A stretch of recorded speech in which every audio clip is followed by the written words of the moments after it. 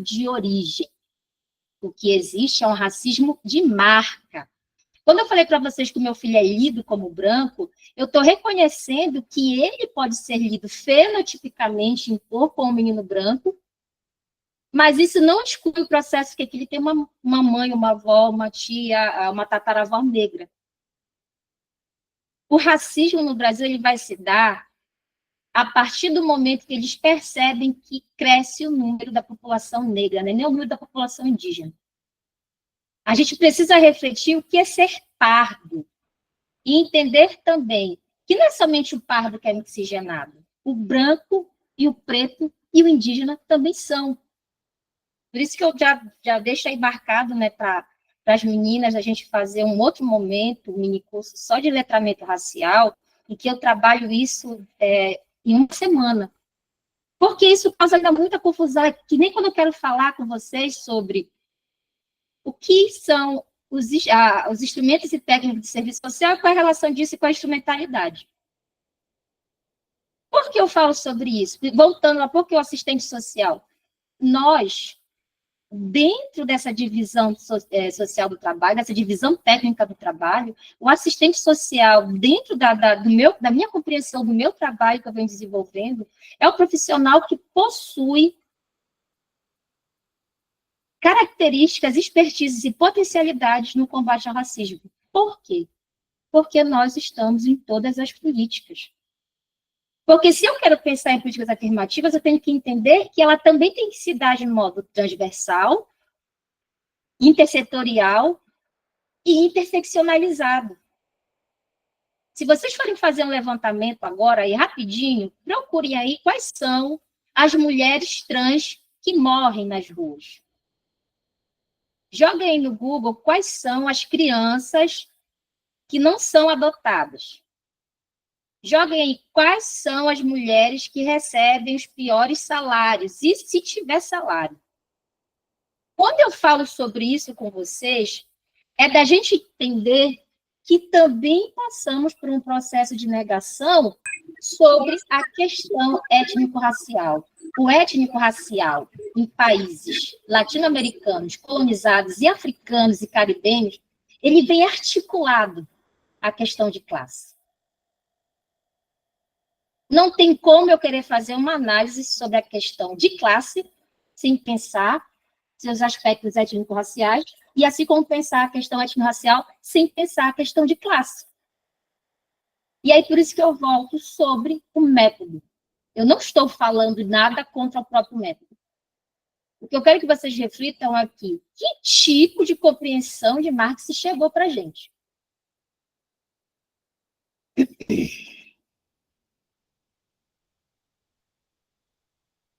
E aí, com essa perguntinha, né, que foi até a Kerlane que propôs, como tu estás nesse debate mano e mana? Aí eu pergunto, como nós estamos nesse debate enquanto categoria? E aí eu vou querer centralizar para a questão do serviço social da região norte, da região amazônica. Como é que a gente está realizando esse debate? Então, nas minhas falas, né, seguindo esse tempo, acho que eu já passei um tempinho aí, eu quero que a gente consiga delinear sobre as nossas potencialidades enquanto profissionais que atuam diretamente nas expressões da questão social, problematizando e refletindo e questionando um modelo econômico que cotidianamente, historicamente, massacra e explora corpos e territórios específicos. Porque esse mesmo capital, ele escolhe muito bem que corpo e que território ele vai realizar e executar a forma mais cruel de exploração. E isso, gente, não é ser ponto método. O capitalismo, ele se constitui um projeto, uma ideologia, uma estrutura econômica, uma visão de mundo que nasceu num território muito específico. Por isso que eu quero explicar para vocês, e isso tem muito a ver com o que a Kerlane iniciou, sobre o quanto a gente se tornou vozes e espíritos ausentes, tanto na escola quanto na universidade. Então, a nossa psique, a nossa compreensão acredita que o intelectual só é um. é um homem branco, barbudo e europeu. Fora disso, não tem intelectual. A gente possui um modelo que queria justamente explorar, crescer economicamente, roubar, tirar tudo daqui, e ao mesmo tempo ele queria hierarquizar corpos e território, dizer quem é mais importante e quem não é. Por isso que a gente sabe o quê? Que tem um capitalismo que ele é colonial, racial, cis-heteronormativo, é capacitista, é adultocêntrico, é etarista. Porque ele vai dizer muito bem para a gente quem é importante e quem não é. Isso vem de uma lógica de um continente muito específico em que as pessoas queriam somente sobreviver e não se importava com quem. Por isso que eu acho importante da gente também compreender sobre as outras epistêmias, as outras vozes que surgiram na África, na Índia. Porque lá a relação com o outro é totalmente diferente. E aqui eu vou afirmar para vocês sobre isso justamente por conta desses meus levantamentos, porque o Marx também falou sobre isso. Ele falou, olha, lá nas colônias, com o trabalho da escravidão, é onde está a sua pior forma de exploração do capital. Mas a gente não vai ver essa afirmação de Marx a partir dos leitores, dos autores intelectuais que apresentaram para a gente. Eles não vão falar sobre isso. Agora, gente, que está surgindo um grande levantamento de intelectuais negros, caribenhos, afro-americanos e afro-latinos, e que eles vão justamente trazer esse ponto de Marx. Que eles vão justamente problematizar isso. Olha, Marx falou disso. E aí eles vão mostrar muito bem para a gente que dentro do contexto europeu, para o trabalhador branco, a classe trabalhadora branca não queria se unir à classe trabalhadora negra. A gente deve compreender que existe um grande esforço, um embate, um esforço teórico que tem que ser intenso. Para a gente poder entender a dialética de Marx e Engels, não se restringe a uma noção de classe trabalhadora homogênea e unicolor. Eu já escutei muitos professores brancos que, quando querem desconstruir as nossas problematizações, o nosso conhecimento quer falar isso. Ah, mas é a classe trabalhadora. Sim, somos classe trabalhadora, mas a gente precisa reconhecer as dívidas históricas com grupos étnicos raciais historicamente oprimidos e explorados. Ninguém está falando que não é classe trabalhadora, mas a gente precisa entender de que modo essas distorções eles se dão no nosso contexto, na nossa conjuntura. Marx ele se refere às colônias que viviam sob essa violência da escravidão, em que os autores que leram ele não trouxeram para cá. E é isso que a gente tem que entender também, gente, sobre a história da epistemologia, a história do conhecimento científico. Existem muitas produções que não chegaram aqui. Chegou o que foi permitido. Não é possível a gente entender que desconsiderar, abafar e minimizar aspectos como cor, raça, etnia e territorialidade em nossas análises e projeto político é ser contraditório e incoerente com o método. Não. E aí, o que acontece? É muito comum pessoas que não entendem o método falar, é porque o método, né, é lutar contra o capitalismo. Não, Flor, não é isso. O método histórico dialético é da gente compreender o movimento do real, sair da aparência e alcançar a essência, compreendendo isso dentro de um processo de um embate contraditório. Entender que a realidade ela é ampla, que ela se faz dentro de uma totalidade, e a gente precisa compreender a particularidade. Então, não tem como a gente falar de capitalismo num país como o nosso sem falar sobre a escravidão de pessoas negras e de pessoas indígenas. Não tem como a gente falar sobre isso sem considerar essa história. Fazer esse adendo é justamente salientar que o combate ao racismo ele não se limita a disciplinas específicas, a linhas e temas particulares, e tão menos a datas únicas, porque as pessoas acham que para falar sobre isso é por conta do dia 20, não.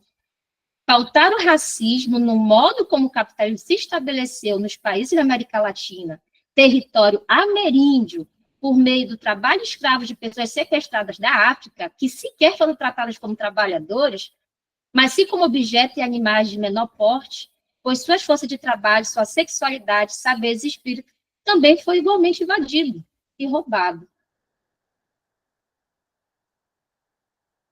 A gente tem que entender que os escritos de Karl Marx e Friedrich Engels, enquanto uma prática política de contestação do capitalismo, que significou uma episteme de liberdade e utopia, não somente para a classe trabalhadora branca da Europa, mas eles também foram lidos em outros espaços geopolíticos.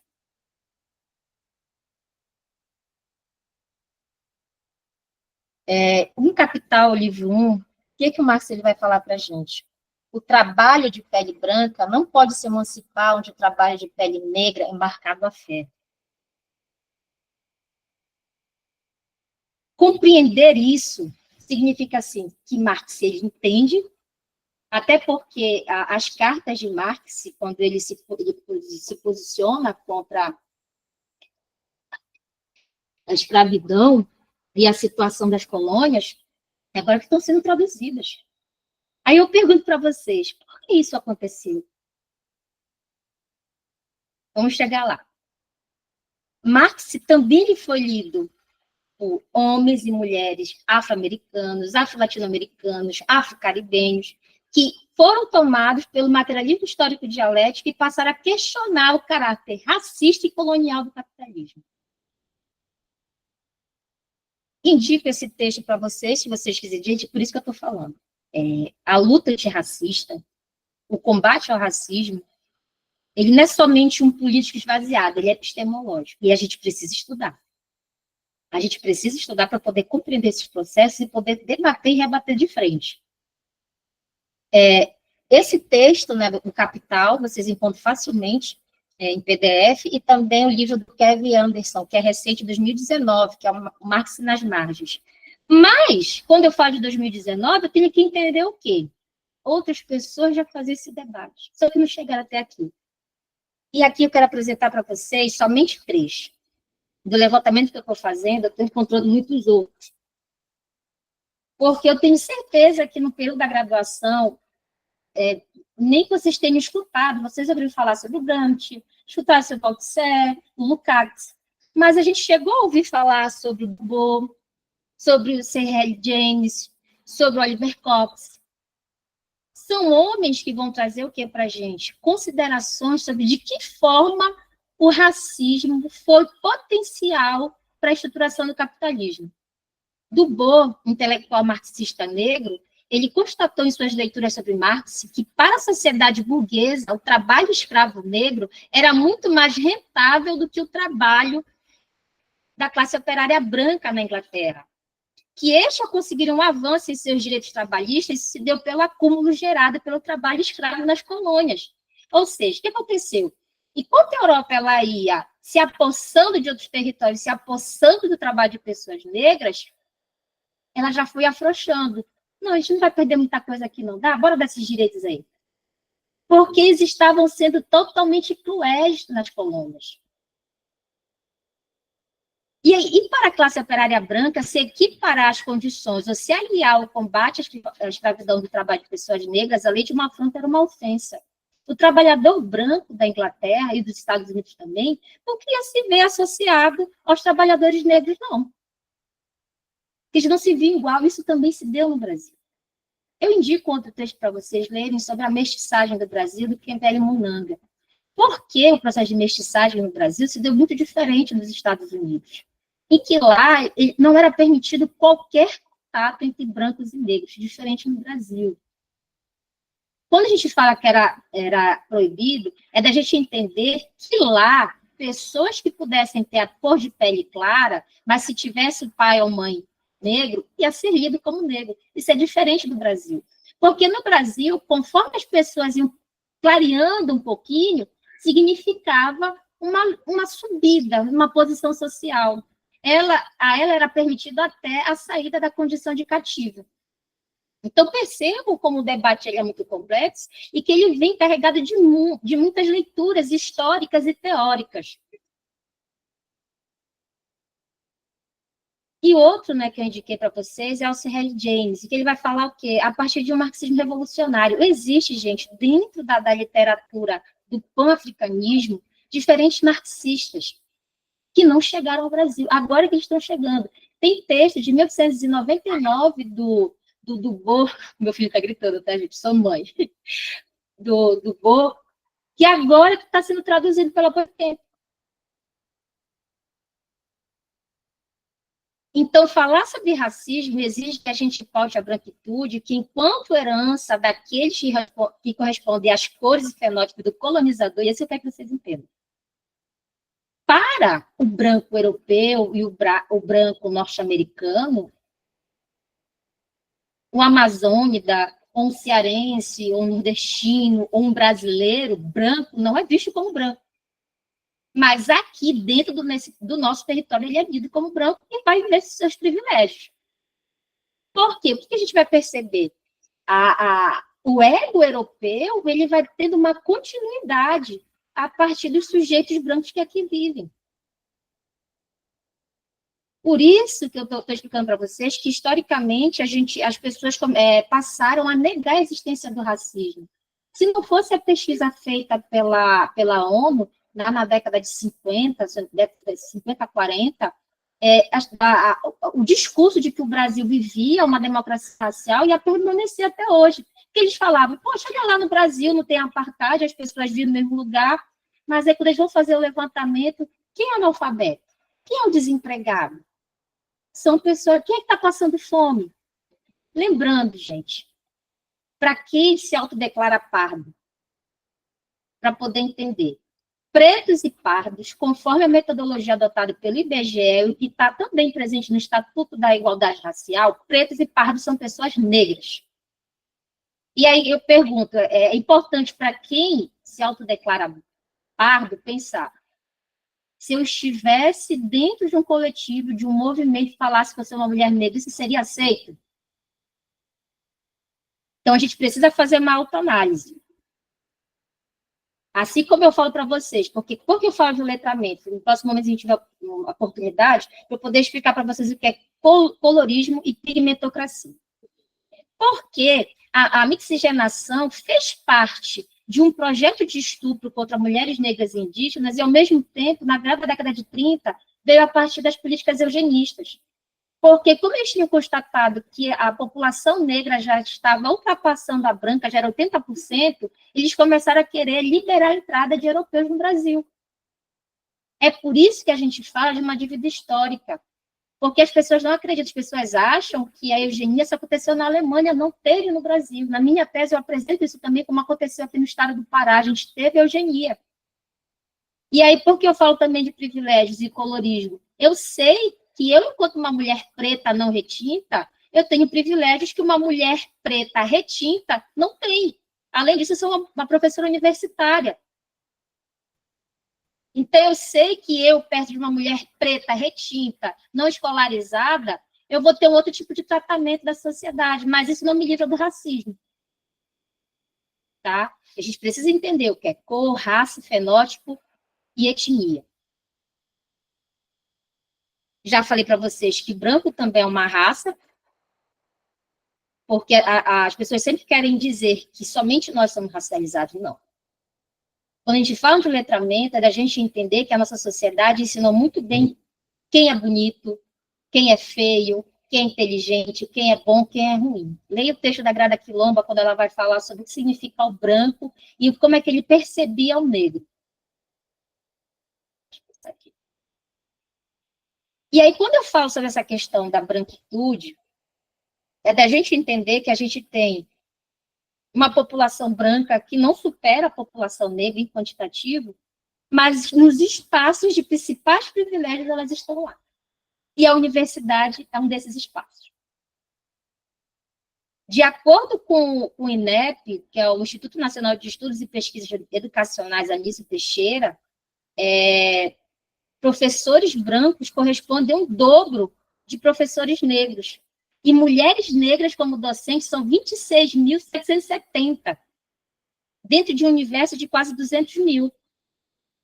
Então, é evidente, é isso que eu quero que vocês entendam. De que forma a branquitude ela opera? Não significa, mas a pessoa é boa ou ruim, não. O processo de racialização ela é consciente e inconsciente. É evidente que a presença física e mental de pessoas brancas vai interferir e influenciar diretamente nas escolhas epistêmicas, que visam nos possibilitar ter uma leitura sobre a realidade, mesmo compreendendo que ela é desigual e contraditória. Dificilmente alguém quer se ver ou admitir que possui algum privilégio, que o coloca em posição de quem propaga a dominação. Isso vai acontecer muito em espaços que se tem como progressistas e inclusivos.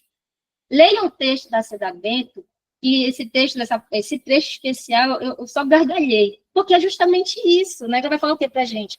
As organizações constroem narrativas sobre si próprias sem considerar pluralidade da população com a qual ela se relaciona, que utiliza seus serviços e que consome seus produtos.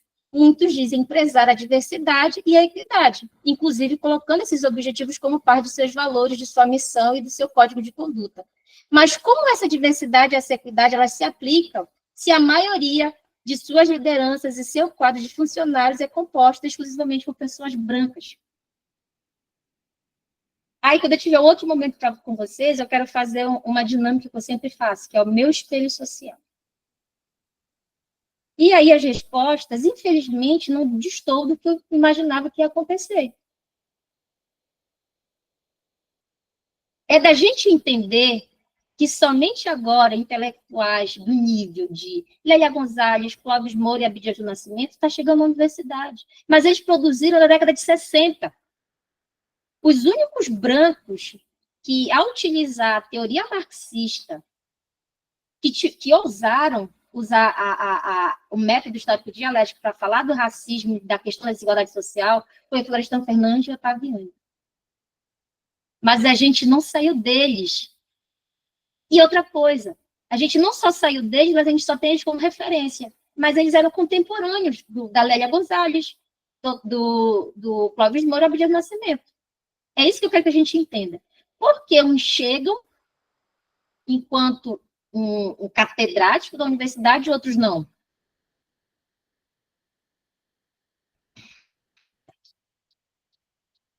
Até mesmo dentro da categoria profissional, a gente está percebendo que somos um presente ausente, ou seja, agora que a gente está começando a fazer o processo da autodeclaração, que a gente está entendendo que a maioria dos profissionais de serviço social são pessoas pretas e pardas. Mas é que a gente vai pensar quais são os nossos referenciais. Esse trecho é do livro da Eusidinha Batista, em que ela é psicanalista. Por isso que a gente tem que entender o que eu não posso falar de racismo se eu não vou falar de branquitude, porque elas se retroalimentam e elas são contraditórias em si. O racismo se inscreve tanto para brancos quanto para negros. É esse fenômeno que faz com que o conteúdo inconsciente ligado ao racismo persista, independente da realidade social e política, ou seja, mesmo que no campo social, político e jurídico o racismo possa estar excluído, tal exclusão opera no plano da consciência dos indivíduos que não podem, por si, só determinar o campo do inconsciente. Um exemplo prático é quando a gente vai a um campo de trabalho e a gente vai ver que tem assistente social branca e assistente social negra. A branca, dentro do consciente dela, ela acredita que ela manda na assistente social negra. Dentro do inconsciente dela, ela acredita que ela é melhor do que a assistente social negra que estudou mais do que ela. Dentro do inconsciente dela, ela acredita que ela tem que apadrinhar o seu usuário, mas não consegue compreender que ele é uma pessoa negra e sofre racismo. É atingido pelo racismo estrutural, ambiental, climático, todos os sentidos, e o religioso também.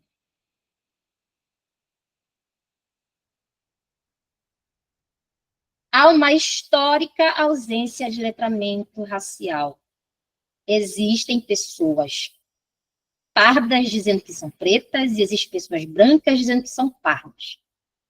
E aí, quando eu falo do étnico, eu consigo entender também o quê? Que a gente possui comunidades ribeirinhas, quilombolas e indígenas que fenotipicamente são pretas e pardas.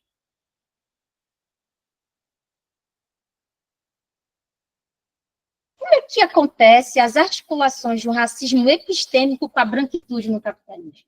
A gente vai perceber o quê, gente?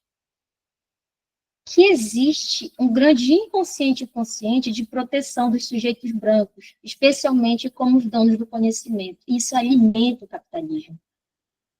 Faça o levantamento dos países mais pobres.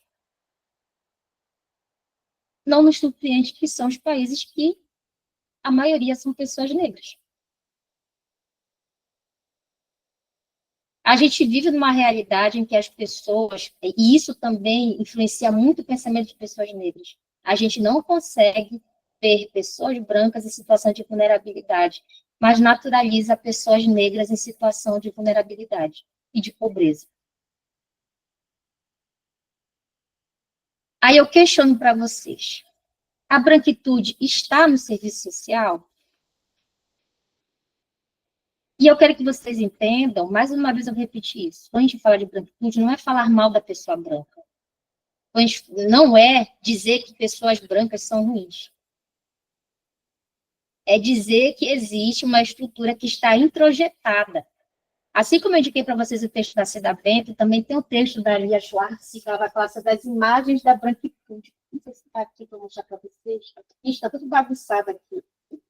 Mas esse livro é excelente, porque ele é feito por uma autora branca que sempre falou sobre a questão da escravidão, mas nunca entendeu que era branca. Não sei se vocês já viram esse livro, não estou contando aqui. Outro momento que eu mostro para vocês. Mas as imagens da branquitude da Lilia Schwartz.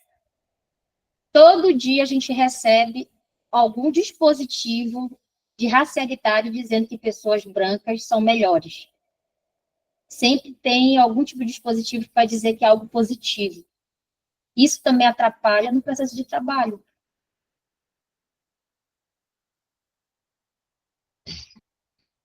E aí, de que modo esse serviço social vem trabalhando no combate ao racismo? Eu queria até que vocês colocassem só um ok. Vocês conheciam a professora Magali da Silva Almeida? Vocês já leram ela?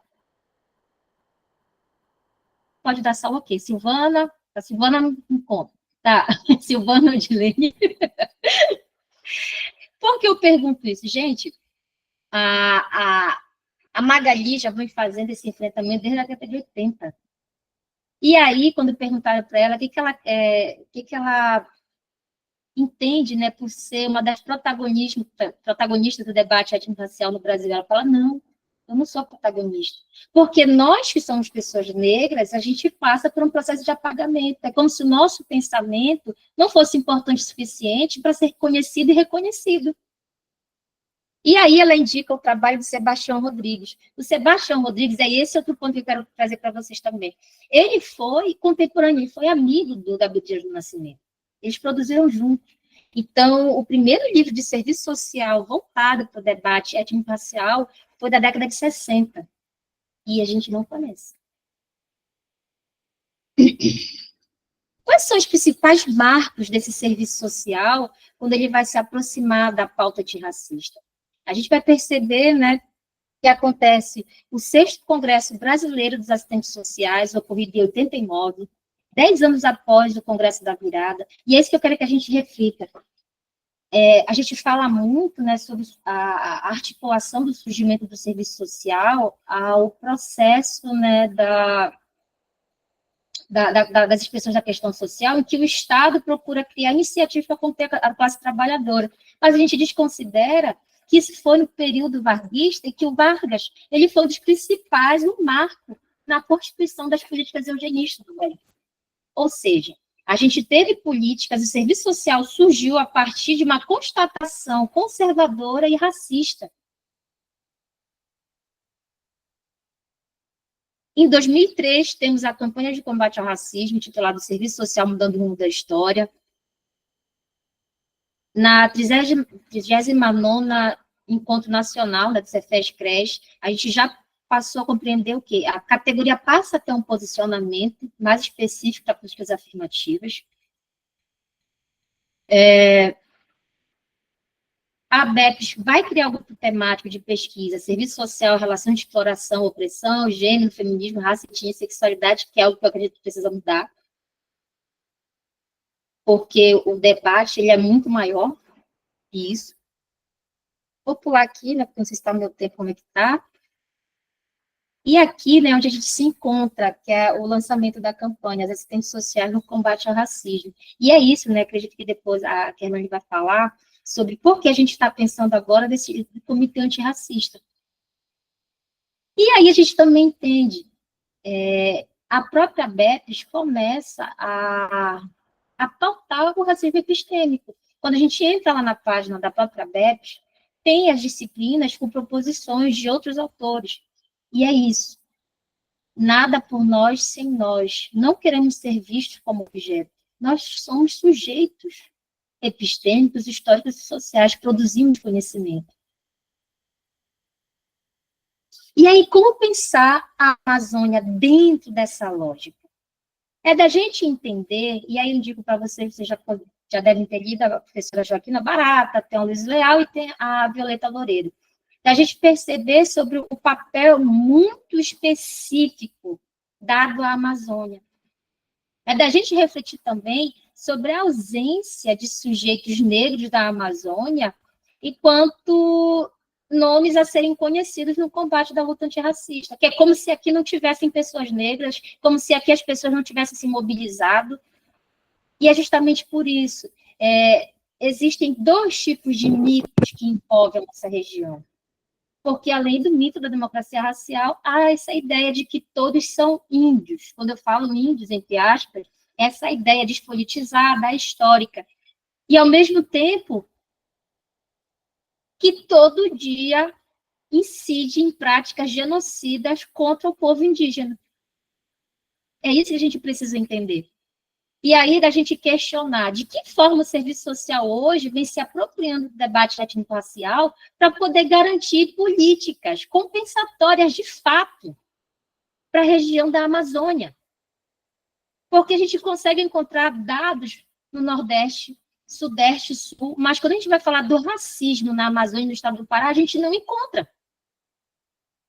É por isso que a gente precisa entender o que é a autodeclaração, o que é a heteroidentificação. Mas para isso a gente precisa passar por um letramento racial, senão ainda vai ter muita gente falando que é pardo, que é indígena, quando não é. Outra coisa também, né, aquela moça. E outra, características fenotípicas não lhe fazem uma pessoa indígena. Certa vez, num evento, eu escutei uma pessoa falando que os indígenas são pardos. Gente, quem é o pardo no Brasil? Não é justamente o fruto de um relacionamento de pessoas brancas e negras, então quer dizer que um branco e um negro produzem um indígena? Então, a gente precisa ter cuidado e ter seriedade com o debate étnico-racial. A gente não pode ficar afirmando qualquer coisa, porque acaba saindo o tiro pela culatra, a gente não está ajudando, está atrapalhando.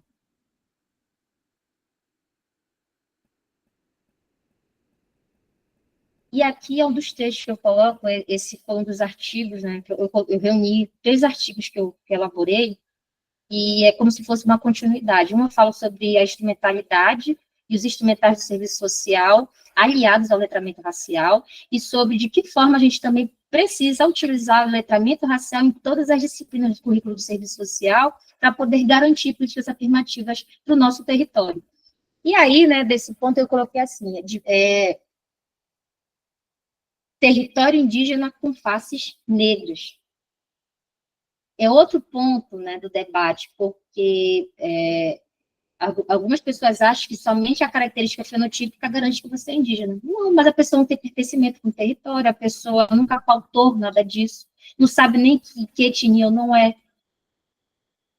Assim como a gente vai encontrar quilombolas com a pele clara e de olhos claros, porque é questão territorial. Por isso que a gente precisa estar preparado. A gente precisa estar preparado para essa convocação para as políticas afirmativas. Observa-se o apagamento e negação das experiências negras, alinhando-se ao questionamentos e dúvidas quanto à existência de pessoas brancas. Eu estou fazendo uma outra pesquisa, que é sobre a branquitude. É comum muitos falarem que a sua branquitude é interditada fora da Amazônia. E é justamente por esse motivo que eu expliquei para vocês. As pessoas não acreditam que tem pessoas brancas na Amazônia. Mas as pessoas brancas sabem muito bem viver o privilégio de ser branco na Amazônia. Consequentemente de seus privilégios, justamente por haver um histórico reforço estereotipado, homogêneo, apolítico e mercadológico da figura do índio. O mito da democracia racial, por anos, impediu o reconhecimento das estruturas do racismo no Brasil, e quando nos voltamos para a Amazônia, vemos que Conrado e Ribeiro vão dizer o mito indígena. Se na Amazônia são todos índios, então como falar em políticas afirmativas para negros, indígenas e quilombolas? Se atenta a esse questionamento. E os ribeirinhos? Se encaixam onde? Comunidades tradicionais somente? Esses questionamentos, eles nos permitem demonstrar quais as questões referentes à identidade étnica e racial que necessitam enfatizar as articulações entre a racialização e o território.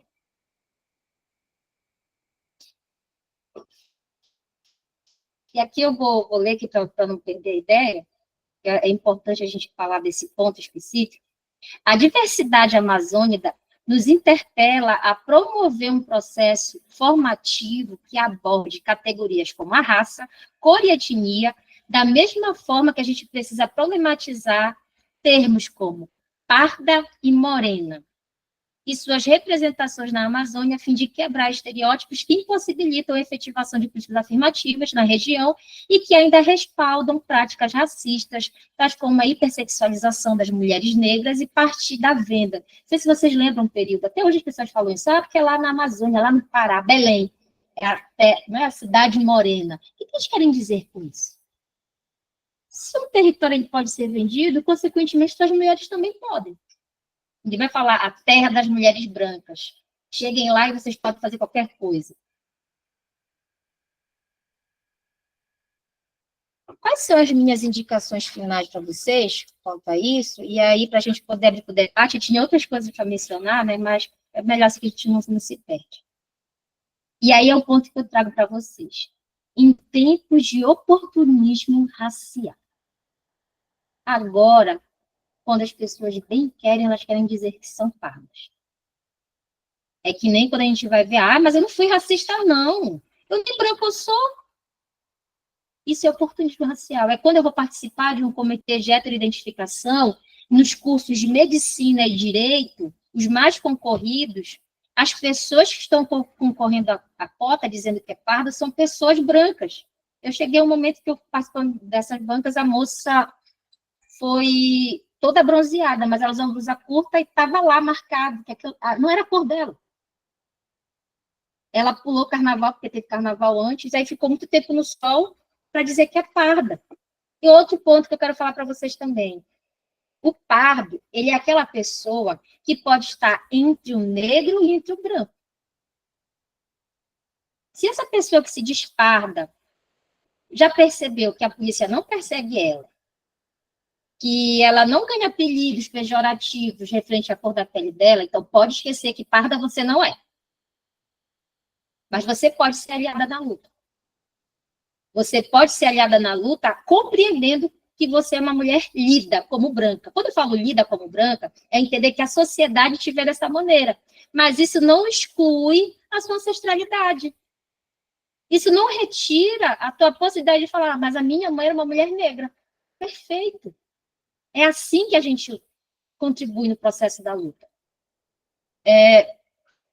Então, em tempos de oportunismo racial, é fundamental que o profissional do serviço social saiba da importância não somente da autodeclaração, mas especialmente de formações antirracistas que podem conceitos como mixigenação, colorismo, pigmentocracia, para que, então, assim, ele entenda a importância da heteroidentificação.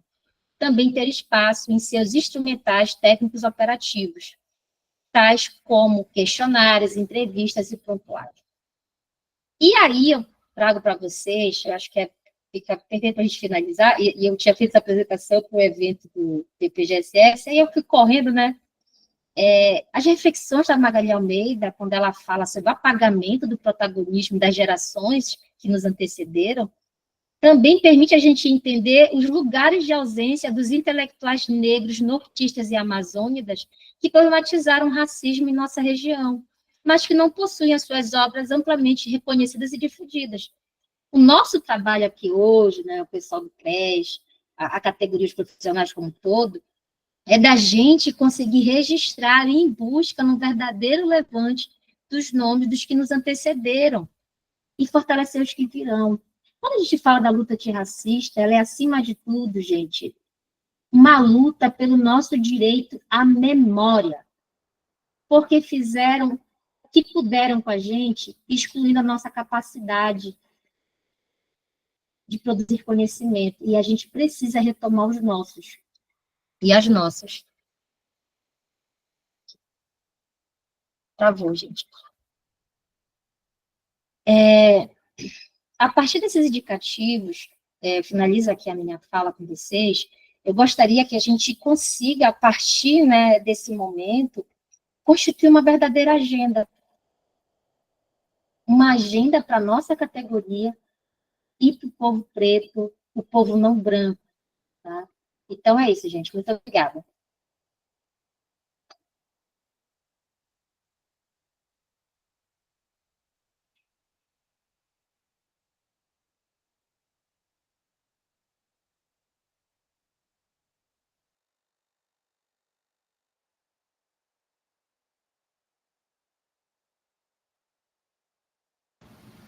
Passei dos 25.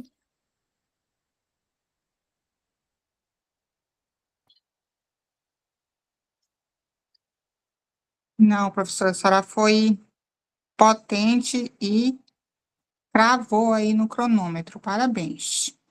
Obrigada, gente. Excelente. Tá dando eco? Sim, tá dando eco. Dando eco. E agora? Ainda? Melhorou. Melhorou. Tá. É porque eu consegui deixar gravando no computador, mas eu estou próxima a ele. Eu diminuí aqui, para mim não aparece dando eco. Continua? Tá ok. Não, tá bom. Tudo Tá bem. bom. Tá. Como eu disse no início, né? Jaqueline Guimarães, potentíssima. E a ideia dessa roda de conversa virtual era exatamente essa, para todo mundo sair daqui com muitas inquietações, porque a proposta do Comitê Antirracista do CRES Pará é esse processo, esse movimento constante, né? Que a gente consiga, de fato, se apropriar. Uma coisa que a professora fala é das nossas ausências, e acaba que nessa rotina de uma sociedade capitalista, a gente vai meio que se apropriando do que vão dizendo também, umas palavras acabam que vão se tornando clichê, não é? E esse é o perigo. Então, a gente já vive um processo de apagamento da nossa história, um processo de desconsideração dos nossos territórios. As pessoas vêm de outros países, se apropriam, aí tornam-se referência, e a gente está aqui, gente. Somos nós que precisamos falar do que é nosso, da gente, do nosso espaço, do nosso território, das coisas que nos atravessam. E aí, rapidamente, para deixar o espaço para o debate, tem algumas algumas perguntas que a gente não vai conseguir responder hoje. Né? Como tu estás nesse debate, eu penso que um pouco mais inquieto ou inquieta, nós sairemos. Né? De pensar assim, muitas coisas foram pontuadas aqui, de modo que algumas a gente já tinha ouvido, né? Ou nesse processo de construção, cada um à sua maneira, já entendeu de alguma forma, mas esse é um ponto. Entender essa mestiçagem no Brasil, né? Como uma categoria, para além desse discurso, somos todos iguais. Eu já estou me preparando desde o início do mês para a paciência negra que eu vou ter que ter amanhã, né? Que é sempre essa mesma coisa. E de como que o capitalismo vai se apropriando de todos esses tópicos. E o racismo com essa prerrogativa histórica, com todo esse contexto que nos atravessa de uma forma direta, indígena, quilombolas, ele transforma numa proposta mercadológica que, se a gente não se atentar, nós estamos aí defendendo, pensando que é uma pauta que nos contempla, quando, na verdade, alimenta o capitalismo, né? Entender a branquitude como uma categoria necessária a ser discutida para que a gente possa entender esses processos, como bem a professora colocou, né? E compreender que não se trata de uma rivalidade, como a ultradireita neoconservadora costuma pontuar, tentando invalidar o debate, tentando invalidar o movimento. Né? A gente sabe que esse movimento ele vai ser constante, é cansativo, desgastante, mas a gente está aqui, por meio dos nossos instrumentos, e aqui entendendo o conjunto Cefes-Cres com essa preocupação, e aqui eu reafirmo, como falei, na nossa formação, de que é um movimento tardio, se a gente for pensar, né? A gente observar esse movimento dentro do que é a profissão de assistente social, com essa categoria consolidada, que se construiu de uma forma coletiva, foi preciso uma presidenta negra para se atentar e tornar isso um tema de campanha. A gente precisa refletir sobre os nossos espaços.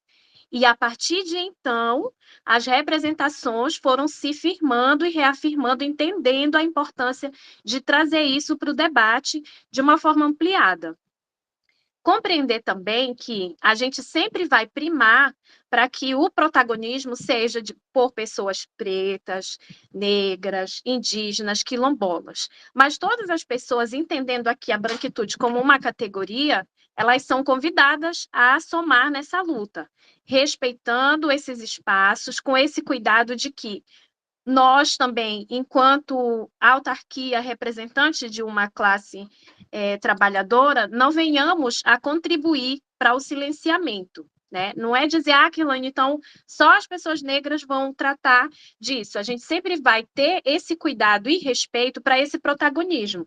Vocês já observaram, nós mesmos, quantas vezes a gente fica inseguros de falar nos espaços? Agora, novembro, a agenda fica cheia. Eu já estou bem chata, eu só vou para os lugares mesmo que vai valer a pena o debate e que a gente consiga, de forma legítima, ampliar isso. Né? Porque algumas pessoas nos levam lá como quem está só cumprindo um calendário, dizendo, olha, o meu espaço ele não é racista. E pronto, depois não tem mais uma letra, nada a respeito. Né? A gente precisa ter esse cuidado também a respeito disso. Dentro dos marcos do serviço social que a professora aponta, e aí Magali Almeida, quando a conheci no Empés, eu voltei maravilhada, junto com a Mabel, né, a saudosa Mabel, que já nos deixou.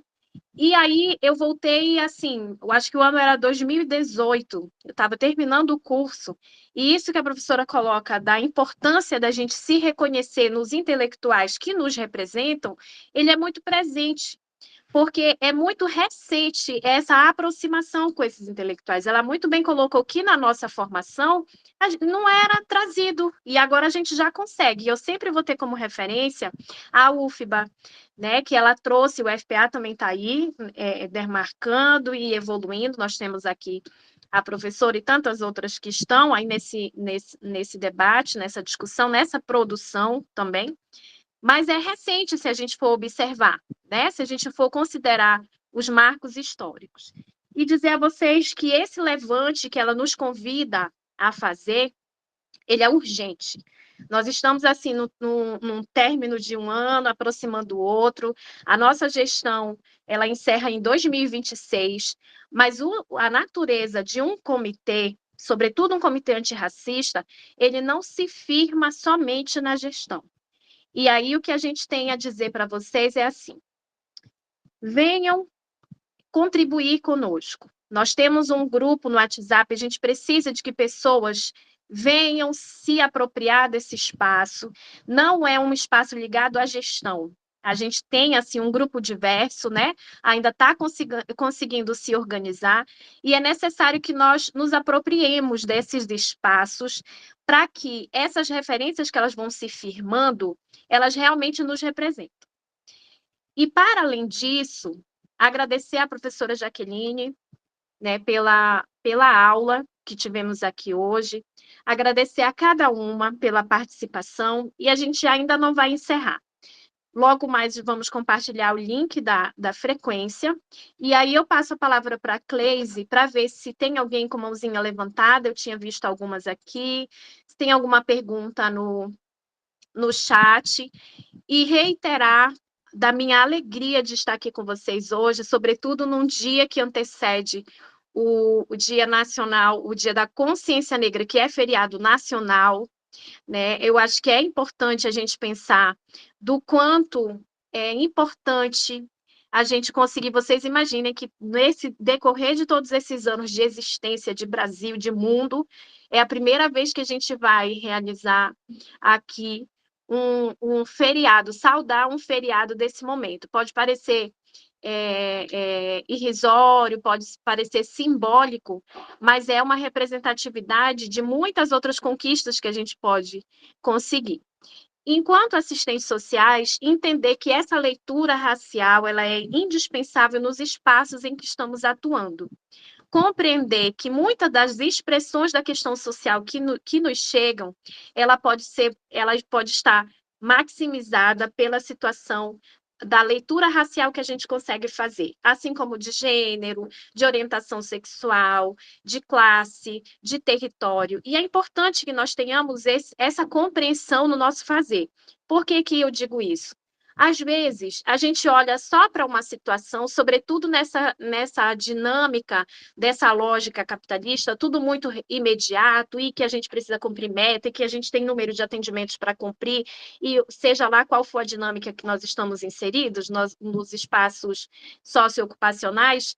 Então, é preciso que a gente tenha essa compreensão de modo que nenhum direito seja corrompido, nenhum direito seja tolhido, e aqui não precisa eu reiterar os nossos princípios éticos que estão todos listados no nosso código profissional, tá bom?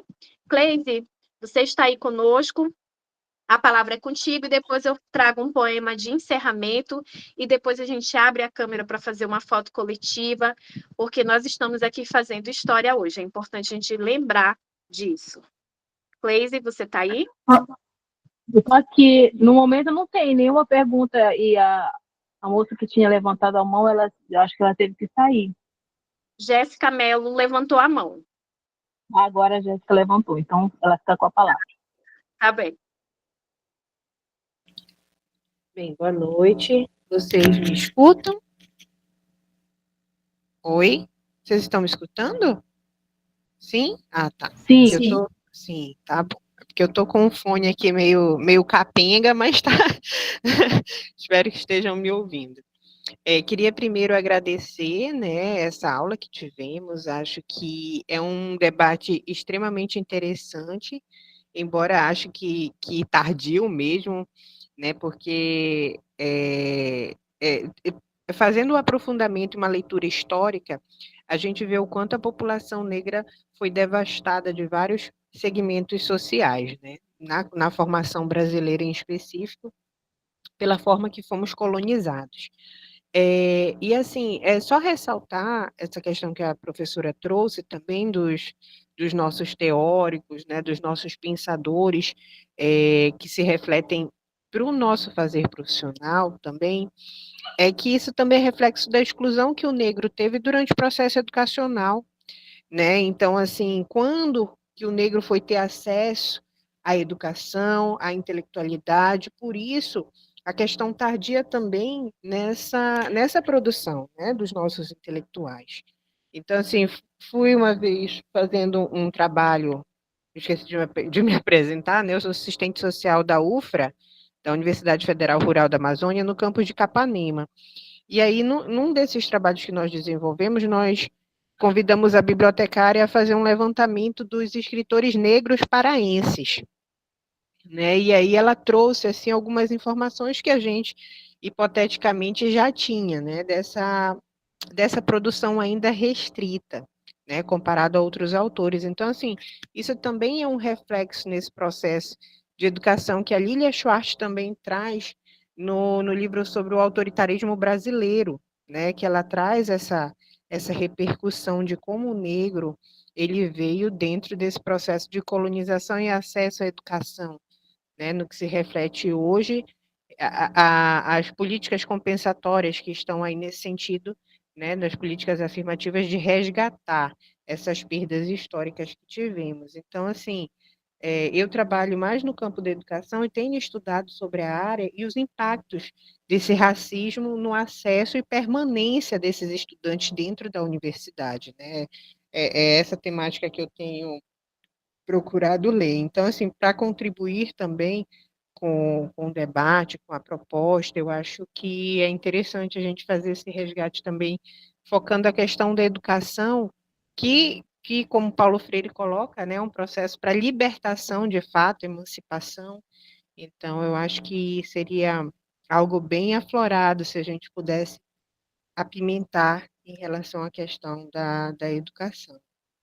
É isso, mais uma vez, obrigada. Espero contribuir também com o grupo, né? É bom que a gente tenha esses espaços, né? Porque somos também acorrentados pela questão das engrenagens capitalistas, né? E algumas vezes nós somos também segregados no pensamento, né? Na divisão do trabalho intelectual e do trabalho que é instrumental, né? Material. E aí a gente acaba, às vezes, sendo restrito do próprio pensar dentro do nosso ambiente de trabalho. E ter espaços como esse nos faz reviver a essência de ser assistente social. Então, obrigada e espero contribuir com vocês.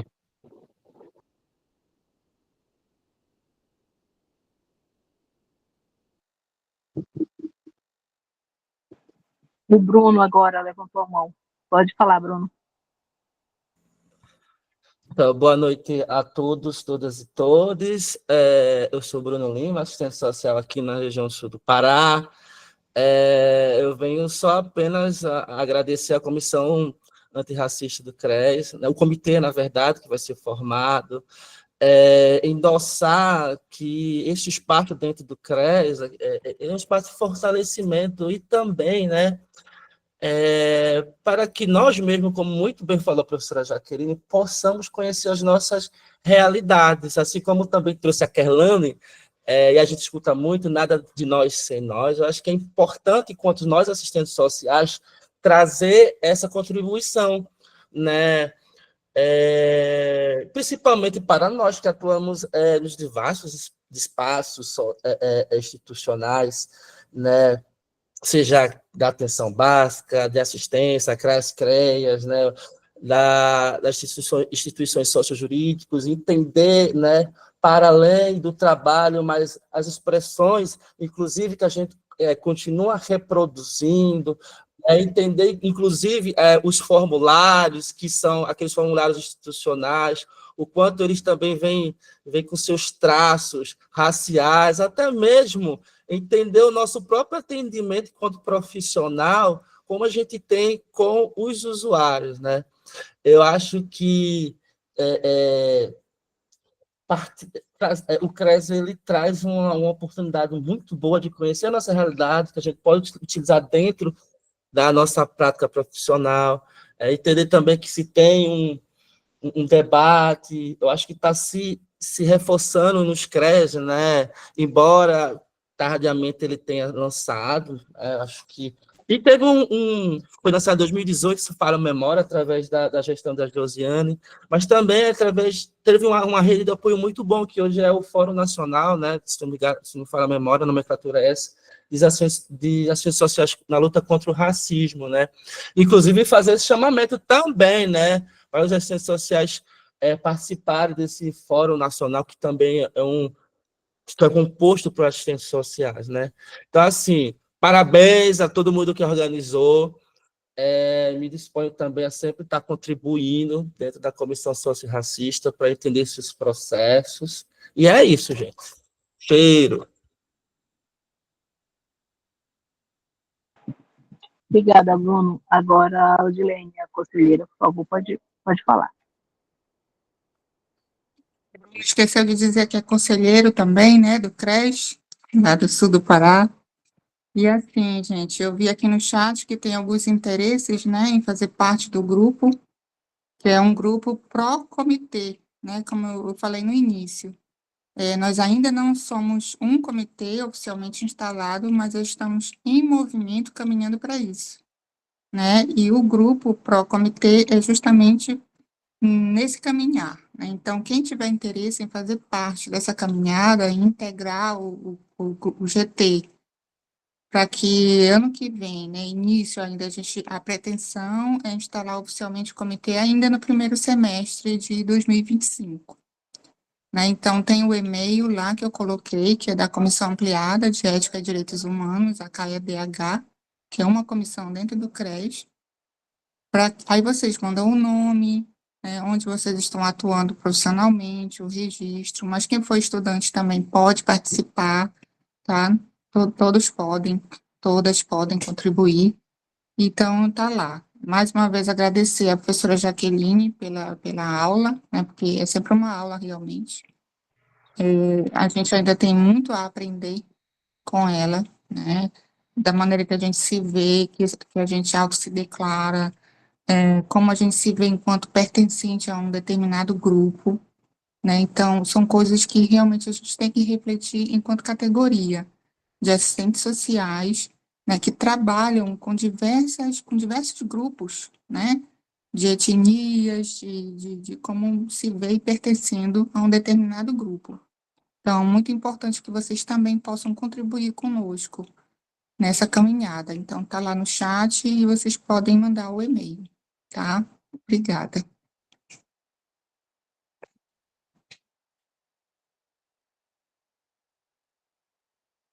E mais alguém, Cleise? Não, a gente não tem mais ninguém.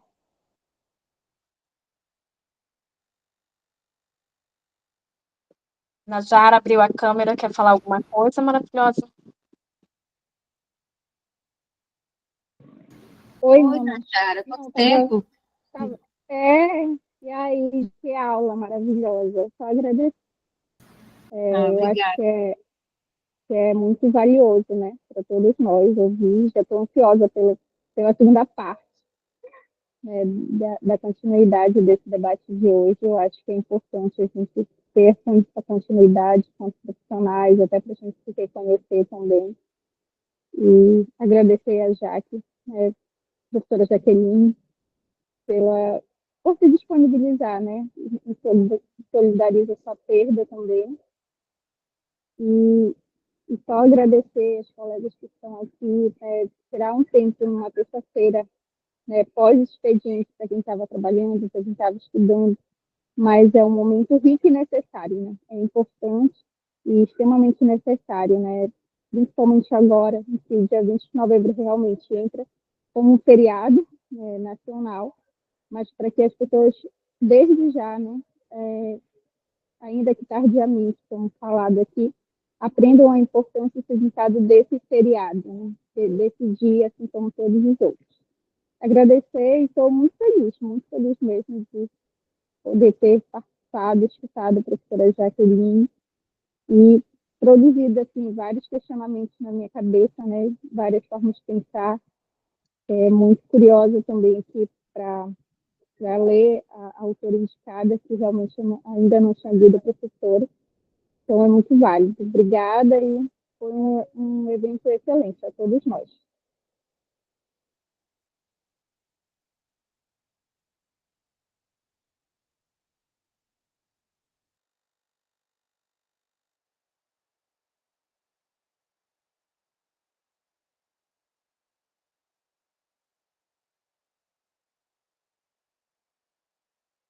Mais alguém, Cleise? Ana Margarida.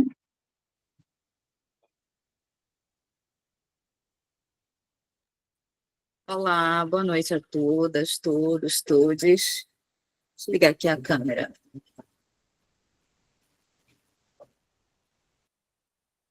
Não tenho visto praticamente, né? Mas, enfim. Bom, eu sou Ana Margarida, estou na gestão atual, né, do CRES Pará também, portanto, sou conselheira. Primeiro, agradecer a aula de hoje, viu, Jaqueline? Foi um prazer te ouvir.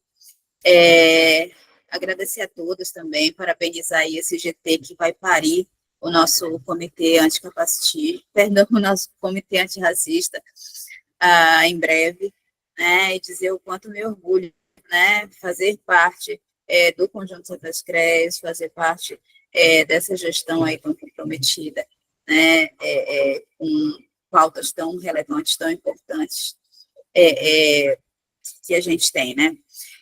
Eu não sei se tem tempo para dialogar com a Jaqueline, né, e eu acho que talvez o que eu tinha para tratar assim, até um pouco já uma capilaridade do assunto, né. Eu estava pensando muito na relação serviço social e educação básica, né, e como nós, profissionais de serviço social, nos portamos, né, nos colocamos dentro da educação básica, né, e, ao mesmo tempo, no enfrentamento ao racismo, né, como enfrentar o racismo desde a educação básica, né, a pauta, né, do serviço social, assim como a psicologia na educação básica é uma outra luta, né, do serviço social, que a gente já conhece, né, tem lei a ser implementada e um longo processo ainda para fazer com que né, nós realmente estejamos de forma massiva dentro dos espaços de educação básica, né, basicamente isso, né. E aí eu não sei se tem tempo, se tem disponibilidade para tratar um pouquinho disso, Jaqueline.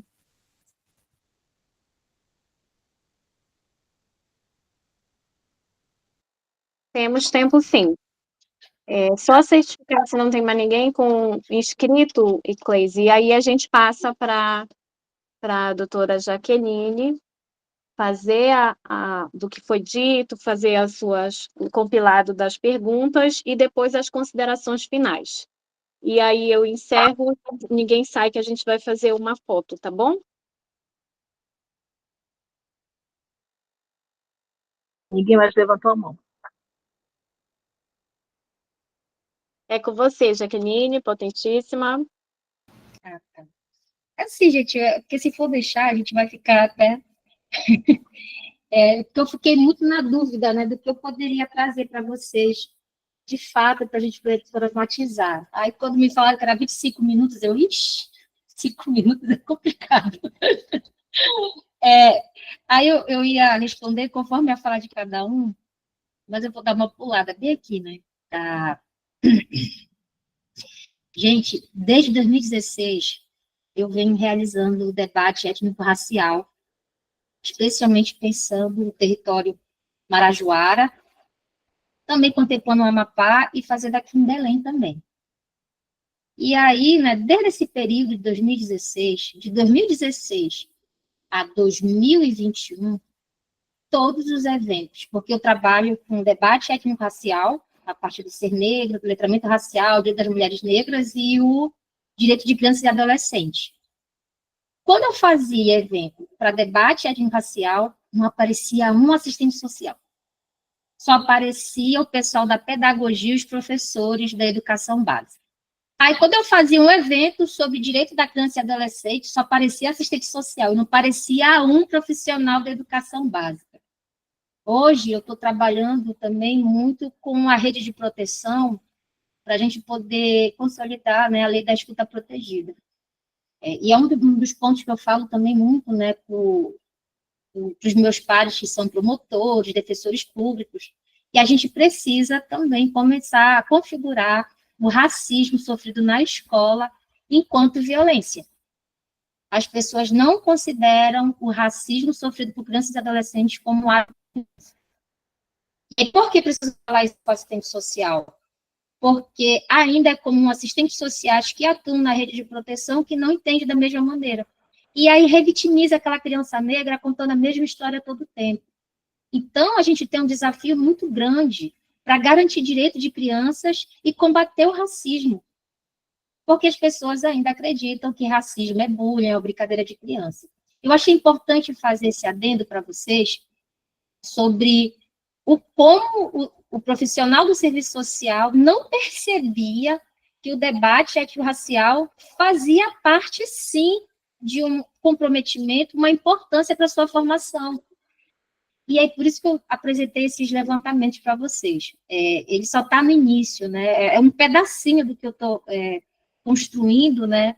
Porque tem outros intelectuais também, que eu poderia ter apresentado aqui para vocês e não apresentei. Aí eu fiquei pensando, tem a proposta do letramento racial, tem a proposta dos intelectuais negros marxistas, porque a gente precisa entrar em contato com isso para que a gente possa já, de fato, quebrar qualquer narrativa da branquitude. Porque essa narrativa da branquitude, aí até do capitalismo, é o capitalismo que é identitário, não somos nós. A gente está lutando por direitos humanos, a gente está lutando por uma sociedade igualitária.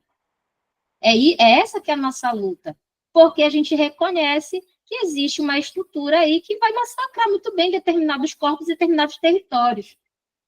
Então, é importante a gente perceber isso, que se a gente passou por esse processo de negação, por esse processo tardio, eu me encontro muito com a aula que vai falar sobre que as mulheres negras se unem a partir do ódio. Eu estou na fase do ódio, mas estou tentando dar uma... Porque a gente se revolta, gente. A gente vai ler, quando a gente vai estudar, ver o processo de negação que a gente passou, não tem como a gente não se revoltar. O ódio, ele fortalece mulheres negras. É uma indicação que eu faço para vocês também do livro da Audre Lorde, e eu percebo isso na fala da Kerlane, né? Porque eu passei por esse processo também, Kerlane. E eu vou e volto, porque a gente percebe que é tardio, mas vai falar isso em outros espaços. E aí a gente precisa o quê? Ter uma outra linguagem para poder fazer com que, de fato, tem o início do livro da Sueli Carneiro, que ela fala assim, dispositivo da racialidade. Ela fala o seguinte, bem, eu quero falar sobre o racismo e a branquitude, mas para que o branco queira me ler, eu vou usar uma referência da branquitude, o Foucault. É isso que as pessoas não estão entendendo. A gente está reivindicando por um espaço, por uma ausência da gente no processo histórico de constituição do conhecimento. É da gente ter que escutar os negros fazem análise micro. Gente, leia Abdias, leia Clóvis Moura, leia o Dubô, leia Angela Davis. Não são análises micros, não. São macros. E fala muito bem da nossa realidade. E aí foi aquele processo que ela falou, né? E aí eu chego a outro ponto. Porque a mulher negra, ela foi negada a sua condição de classe, sua condição de gênero e sua condição de raça. Porque as pautas das mulheres negras foram ignoradas pela esquerda, eu estou falando daquela esquerda lá, porque eu acredito numa outra esquerda que não seja essa. A pauta da mulher negra foi desconsiderada pelo feminista branco e depois pelo movimento de homens negros. Porque a gente precisa pensar em outras categorias, por exemplo, como a interseccionalidade, que é uma ferramenta para poder compreender a realidade e que não é incoerente com o método, que é uma epistemologia. Porque parece que todo tempo as pessoas querem nos interditar enquanto intelectuais. E aí chega aquele ponto, querem nos utilizar como totens. Ah, não, mas tem uma negra aqui. Aí precisou chegar uma outra mulher negra como presidente, né, como a Kerlane falou, para poder pautar isso. Porque eu acredito que não é somente uma sororidade, é dororidade. Que mulheres negras se compreendem nas suas lutas. E aí, quando a gente fala da nossa luta, não é individual, ela é coletiva. É por isso que a Angela Davis vai falar o quê? Que as mulheres negras movimentam a estrutura. Porque mesmo a gente não tendo uma compreensão de política, é a gente que está lá carregando o balde, a gente está sustentando neto, bisneto. É esse lugar da potência que a gente tem que começar a falar e compreender que essas mulheres podem muito mais. Há um processo de exclusão. E aí, foi a questão da Jéssica Mello. Realmente é isso. A gente compreende que o espaço da educação foi negado a pessoas negras, mas existiam muitos negros autodidatas. E esses também foram apagados, porque também foi um processo intencional. Porque não era interessante para aquela sociedade branca, capitalista, perceber que um negro poderia ser intelectual. Exemplo disso, Machado de Assis. Machado de Assis passou por um longo processo de negação de sua negritude na história brasileira. Agora as pessoas falam. Tanto que nem ele mesmo queria ser referenciado como homem negro. Ele falava que ele era um negro de alma branca. Porque para a branquitude não é positivo admitir que existem negros intelectuais. Isso é uma forma de dominação. A dominação epistêmica, a gente precisa começar a compreender de que forma ela se dá. Porque a partir do momento que eu começo a dizer, esse aqui tem um tom de autoridade, esse aqui não. Esse aqui é um intelectual, esse daqui não é. Então, a gente precisa compreender também o processo da intencionalidade de negação de sujeitos negros e contra-intelectuais na história desse país. Não é somente a questão da falta de educação, não, porque ao mesmo tempo que eles negavam, os que tinham, eles apagavam. Carolina de Jesus está aparecendo agora. Lélia Gonzalez, desde a década de 60, ela falava que o lixo vai falar, vocês vão escutar a gente. Ela falou isso na década de 60.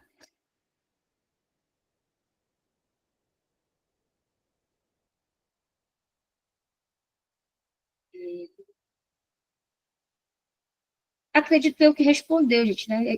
Eu falo que às vezes se revolta. É o lugar da revolta, gente.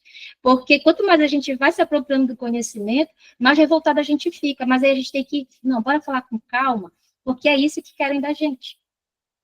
A gente precisa começar a acessar determinadas falas, determinados trejeitos e modos para ser considerado uma pessoa racional, intelectual. Foi isso que foi feito com os povos negros, africanos e indígenas nesse país, porque quando eles se revoltavam, eles eram tidos como selvagens, tidos como bárbaros, eles não poderiam reagir. Tem que estar calmo. Então, é isso. Eu espero que a gente tenha outro momento também presencial para a gente poder dialogando um pouquinho mais. É isso, gente, eu concluí aqui minha fala.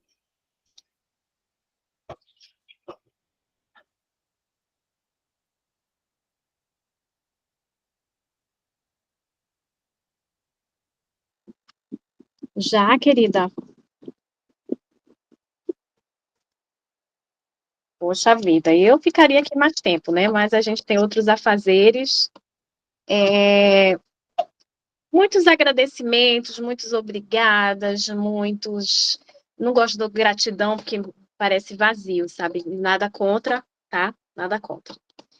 Mas esse momento aqui hoje, gente, ele reafirma o nosso compromisso para além da racialidade que nos atravessa. Opa, Raquel Santos está com a mãozinha levantada. Antes de fazer minhas considerações finais, vou passar para ela, e aí faço as considerações e a gente parte para o encerramento. Raquel, você levantou a mão, a palavra é sua, você tem 3 minutinhos. Pode falar, querida. Oi, gente, boa noite. Eu não ia falar, ia ficar bem quietinha escutando, né? Porque achei riquíssimo tudo que eu escutei aqui. Mas eu fui atravessada quando alguém falou em educação aqui, infantil, eu acho, escola básica, educação básica, enfim. E aí eu até ia fazer nos comentários, mas não sou muito boa digitando, e aí eu quis falar, né? Assim, eu queria só, nessa condição de... Estou assistente social, né? Mas sou educadora popular e arte educadora também. E eu queria falar um pouco de adoecimento mental também nesse processo, né? Porque a gente, quando a professora falou sobre o fato da gente não estar presente nesses espaços para discutir o racismo, a gente também toma um tempo para a gente, né? Se afasta de muitos espaços. Eu fiz como eu costumo falar de detox, né? Eu fiz esse detox de alguns espaços para beber em outras fontes, né? Beber na fonte da arte, do teatro, que é a arte que tem me conduzido também, e onde eu consigo também intervir, né, nos espaços que eu ocupo. E aí isso também fala sobre como que a gente consegue se proteger, porque o racismo atravessa a gente, inevitavelmente, e levando em consideração a sociedade que a gente tem vivenciado, né? A questão do corre para a gente conseguir colocar alimento na nossa mesa, né? Para quem é mãe, o corre é dobrado, né? Então, isso nos adoece também e nos afasta dos espaços, né? eu estou há 3 anos tentando me organizar para entrar no mestrado. E quando eu falo de organização, eu não estou falando de que esse processo é um processo que eu estou enrolando, né? Eu já ouvi muita gente dizer, mano, que enrolação, por que que tu ainda tá nesse embate, te inscreve logo, porque até o processo da inscrição, até o processo da gente conseguir passar por uma banca, passar por várias situações, isso também nos afasta dos espaços, porque a gente conhece como é que funciona o processo. Então, hoje eu tenho conseguido atuar dentro de uma escola de educação infantil, né, com outra perspectiva, né, que é a arte e educação, com teatro, com os pequenininhos, mas eu também tenho percebido muito dificilmente isso, porque a política em Ananindeua, assim, só para falar de onde eu estou falando, eu estou no território de Ananindeua, tá? E onde a gente está falando de um território político que é um feudo, né? A gente não consegue se organizar e as estruturas estão dominadas, então pequenas fissuras que a gente consegue fazer, né, já são um grande ganho. E assim, eu estou falando de ganho mesmo, porque essa semana a gente estava lá, as pessoas foram todas para a formação do mês de novembro, por isso que eu botei entre aspas a formação, porque é uma formação direcionada para quem não tem interesse na formação. E aí, quando eu falo de fissura, é porque eu não me preocupei com a galera que foi para a formação, porque eu não fui convocada para a formação. Eu me preocupei em atuar com os pequenos. Fizemos oficina de abaiomi, fizemos oficinas de turbante, falamos sobre identidades, reconhecimento de muitas coisas, e são essas coisas que têm me movimentado. Eu acho importante falar isso, professora, porque, na maioria das vezes, as pessoas só validam o que a gente faz no campo teórico. E isso me deixa extremamente triste, né? Então, é por isso que eu quis falar, porque eu acho muito importante. Eu acho muito importante também que a gente, enquanto profissional, a gente consiga beber em outras fontes, né? Se fortalecer de outras formas. Eu fui para o teatro, mas tem outras fontes que a gente pode, outros autores também que a gente pode conhecer, para além desses que a gente conhece dentro do serviço social, para a gente intervir na realidade que a gente está vivendo.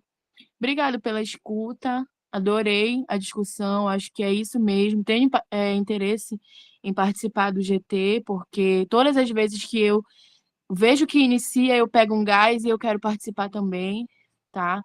Me coloco à disposição. Boa noite, um abraço em todos.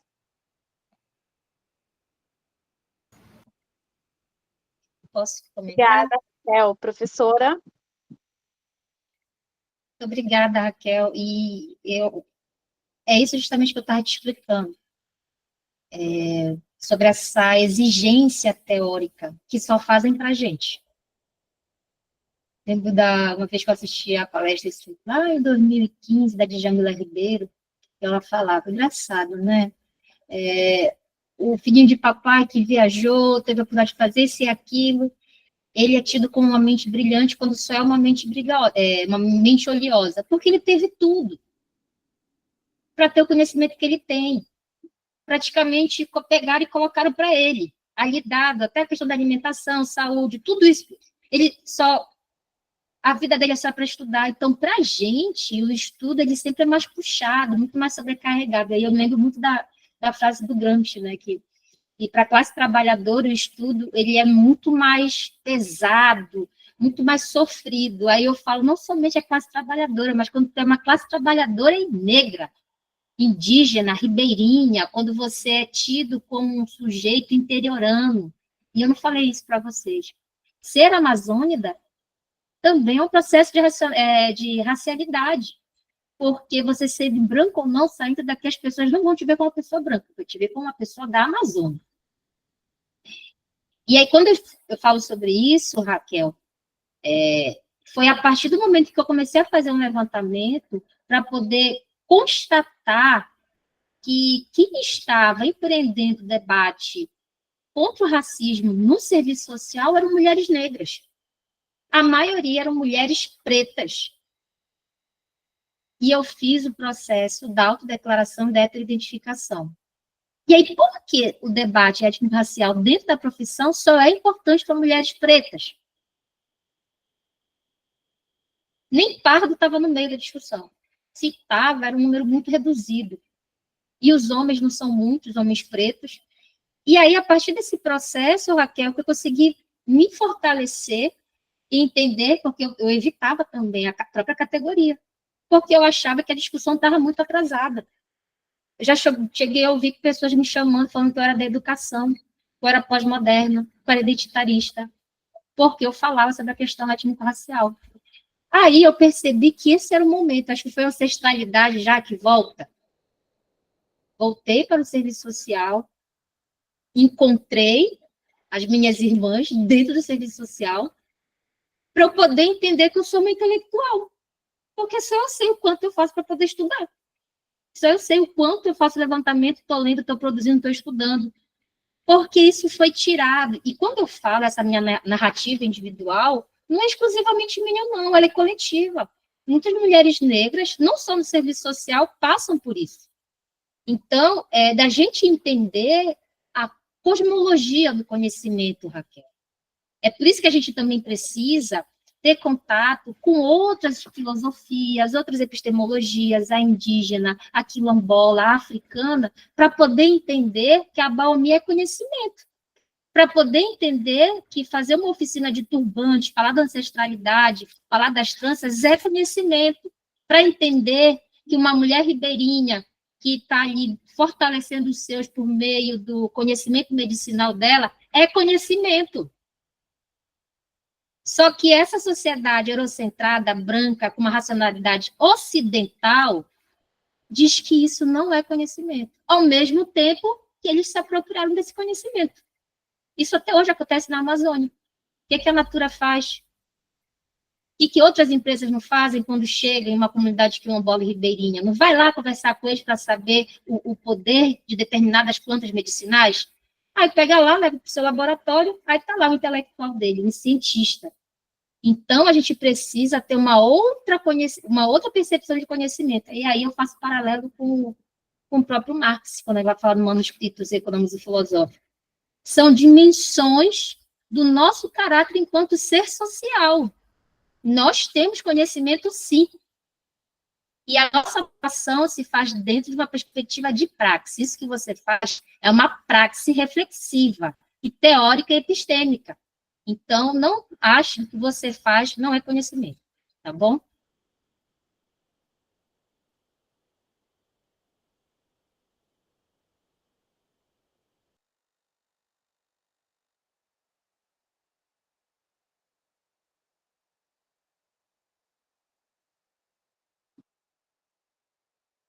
Obrigada. Eu demoro um pouquinho que eu tenho que diminuir o volume ali para não ficar dando eco. Em tudo que a gente conversou aqui hoje, tentar finalizar, e aí eu me lembrei do trecho da música do Emicida, Amarelo. Permita que eu fale não só as cicatrizes.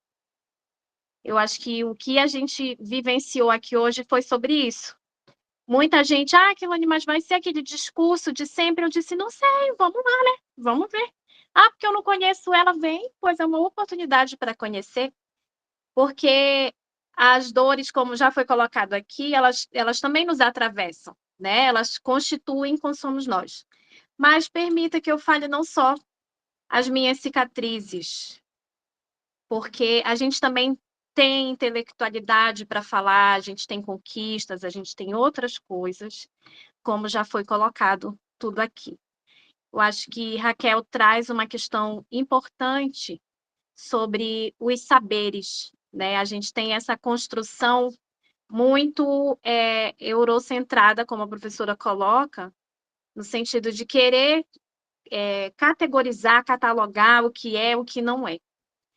E a nossa ancestralidade, ela nos indica que exatamente o que nos constitui são o que não está em teologia, né? É uma tecnologia que não se resume a esses algoritmos aqui que a gente está. Então, a gente encerra com o que Conceição nos disse, combinaram de nos matar, mas a gente combinou de não morrer.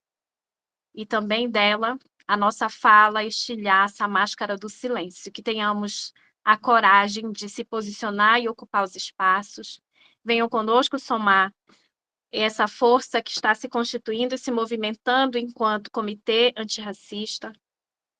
E dizer a vocês que a gente consegue fortalecer quando somos muitos. É a força da coletividade que faz as coisas acontecerem. E, Jaqueline, o nosso encontro não foi por acaso, tá meio romântico isso, mas não é, gente, é poético, é para parecer poético. Porque eu terminei, eu estava assim, fazendo uma reflexão sobre 2024 e já tinha essa demanda para a gente, né? Odi, como coordenadora da comissão, vinha, mana, e digo, olha, agora ainda não dá, peraí, vamos ver como é que a gente vai fazer. E Margarida, mana, tem uma formação para ti, embora, vou lá ver como é que é. E aí a gente tem se movimentado nisso, mas eu acredito que todos os processos, eles se difundem para acontecer quando é para ser, né? E obrigada por contribuir conosco. Que bom que a gente pode contar contigo. A gente está aqui também. Haverão momentos que a gente vai dialogar sobre outros pontos. Eu acho que muita gente sai inquieta daqui. Muito obrigada pela participação de cada uma e cada um. Eu não sei, Odi, mas eu estava muito ansiosa. Meu Deus, como é que vai ser? Vai aparecer gente? Não vai? E a gente teve aqui 63 pessoas. Foi a hora que eu vi com mais gente. Ouvindo Jaqueline, sabendo do que é importante a gente falar sobre isso. E termino o dia 19 muito mais confiante, mais encorajada.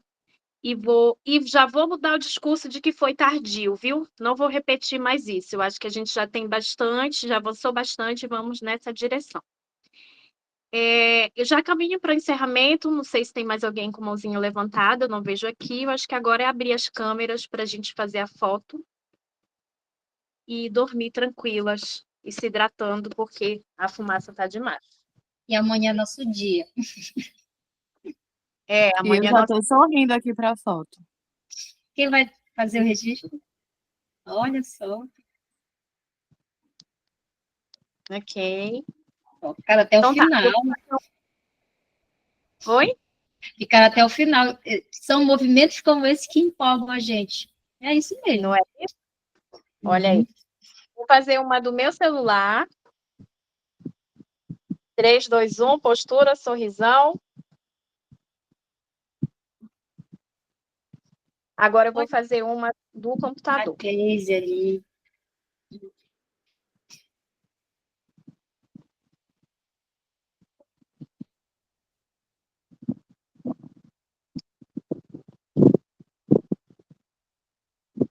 Olha, Silvana, professora Silvana. Saudade.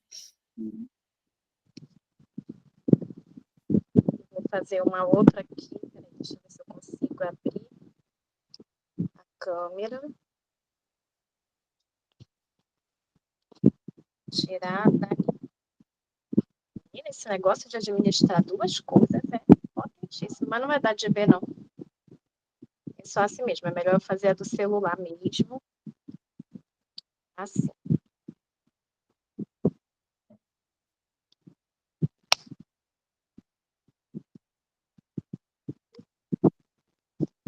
Pronto, temos registros.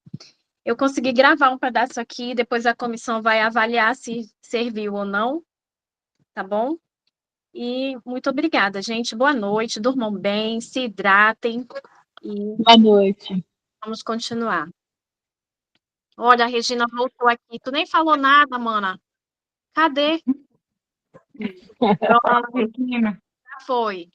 Tchau, tchau. Beijão, gente. Uma boa noite para Tchau, boa vocês. Boa noite. noite, Parabéns para obrigada. nós. Boa noite. Obrigada.